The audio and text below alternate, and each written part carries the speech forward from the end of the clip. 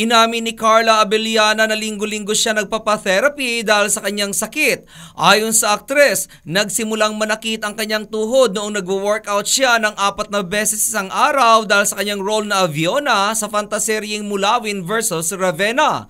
Dahil dito kung kaya't agad siya nagpatingin kung saan sinabi umano sa kanya ng kanyang kaibigan chiropractor na mayroon siyang chondromalacia patellei at kinakailangan niyang sumailalim sa therapy on a weekly basis. Sa medical term, ang chondromalacia patellei ay isang abnormal softening ng cartilage sa underside ng kneecap na siyang nagiging dahilan ng sakit na nararamdaman sa harap ng tuhod. Nangyayari umano ito kapag nagkakaroon ng degeneration ng cartilage dahil sa poor alignment ng kneecap at kapag nag-slide ito papuntang lower end ng thigh bone.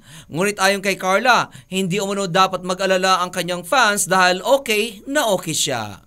At yan aking balita. Ako naman si RH43 Rocky, ang inyong kaliga sa mundo ng showbiz.